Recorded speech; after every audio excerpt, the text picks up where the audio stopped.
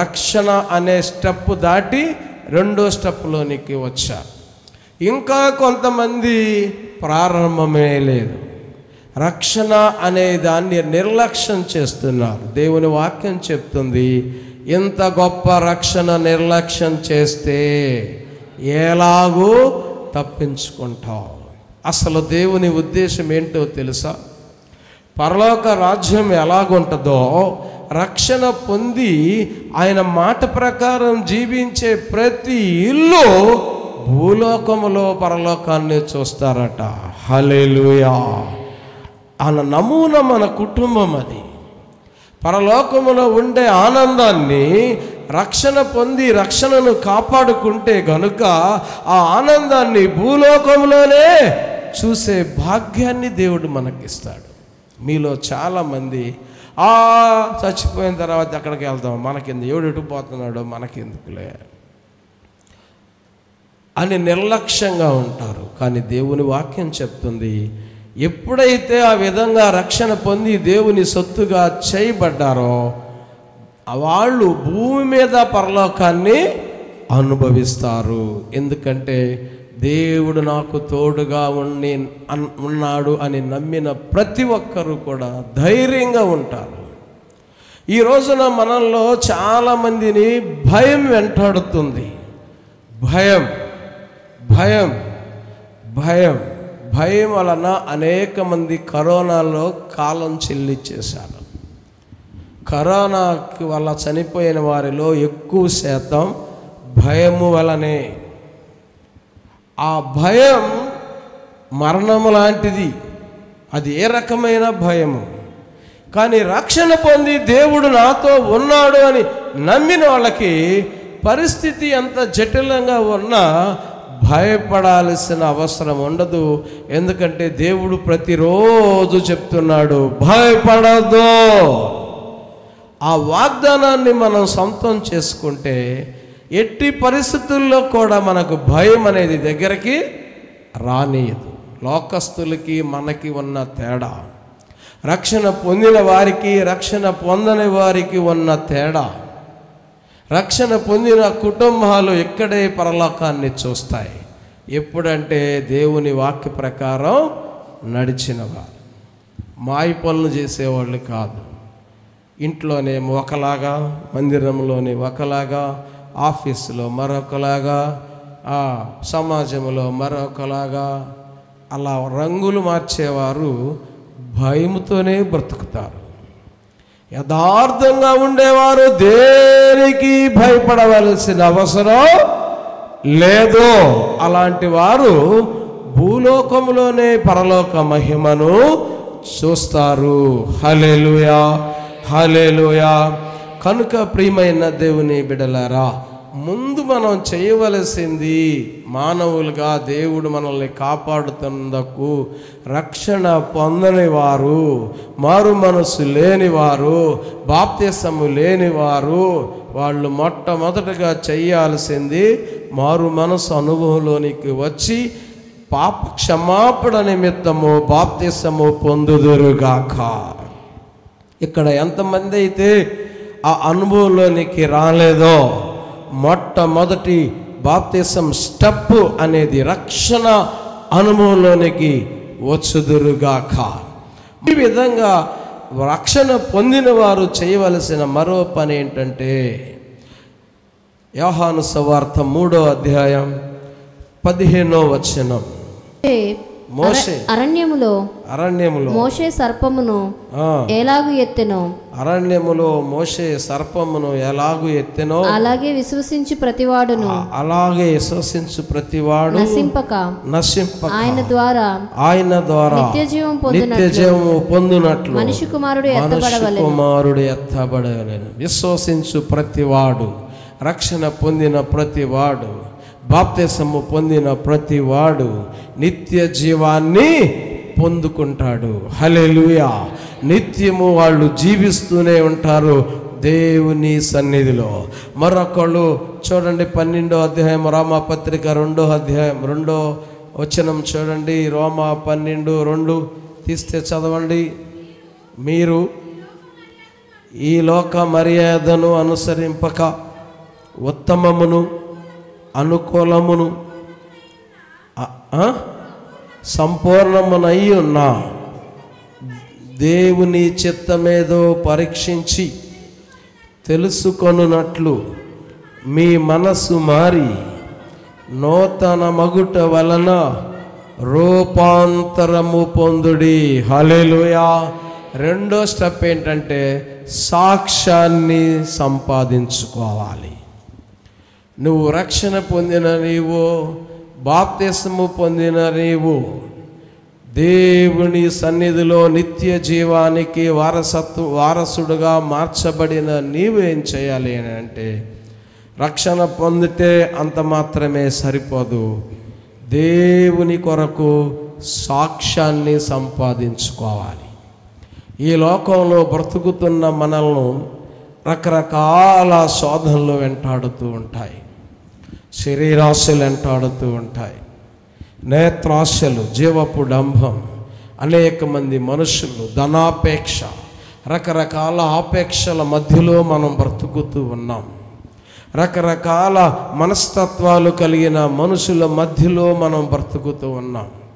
మన దారిన మనం పోతున్నా, మన మానాన్న మనం ఆ నివాసం ఉంటున్నా, మనం ఉన్న చోట మనం ఉంటున్నా కెలికి గొడవలు పెట్టుకునేవాళ్ళు, లేకపోతే మనల్ని డిస్టర్బ్ చేసేవాళ్ళ మధ్యలో మనం బ్రతుకుతున్నాం. కనుక ప్రియమైన దేవుని బిడ్డలారా, వారి మధ్యలో మన సాక్ష్యాన్ని కాపాడుకోవాలి. దేవుడంట పాపుల కొరకే వచ్చాడు. ఎవరి కొరకు వచ్చాడు? దేనికి వచ్చాడు ఆయన? దేనికి తన రక్తాన్ని కార్చాడు? నేను పాపుల కొరకు వచ్చాను, స్వనీతిమంతుల దగ్గరికి నేను రాలేదు. ఎవరైతే పాపం వలన నశించిపోతున్నారో దేవుడు మనల్ని కూడా పాపుల మధ్యలోనే రక్షించాడు. అనేక మంది ఆ పాపాత్ముల మధ్యలో మనల్ని కడిగి, ఒక ముత్యము వలె, కడిగిన ముత్యము వలె మనల్ని తయారు చేసి, బాప్తిస్మము ద్వారా మన బ్రతుకును శుద్ధి చేసి, మన ఆత్మను శుద్ధి చేసి ఈ లోకంలోనే ఉంచాడు.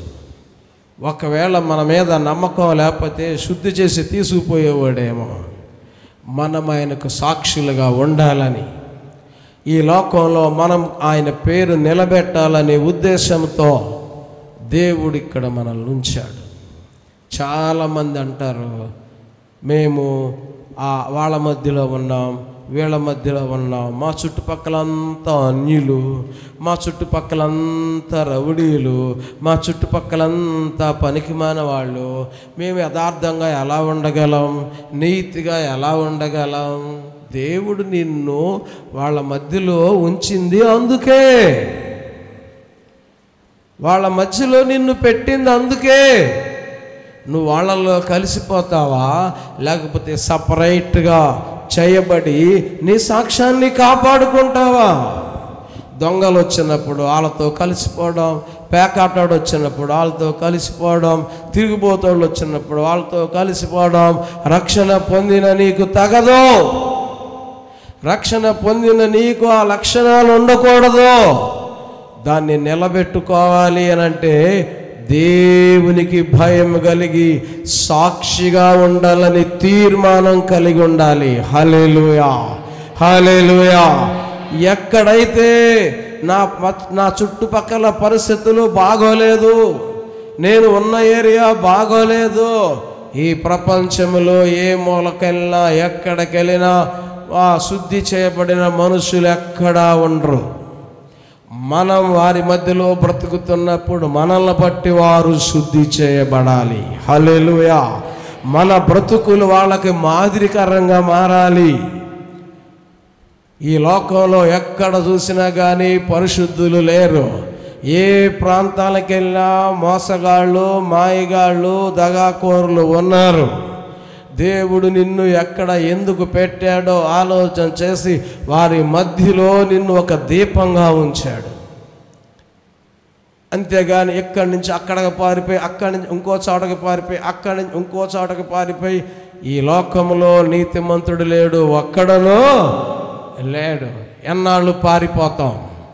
నీతికి నిలబడి సాక్ష్యాన్ని కాపాడుకుంటే, మన భక్తిని చూసి, మన యథార్థతను చూసి, మన లోబడే మనస్తత్వాన్ని చూసి, మనకున్న దేవునితో అనుబంధాన్ని చూచి చుట్టుపక్కల అనేక మంది నా యేసయ్యను నమ్ముకొందురుగాక.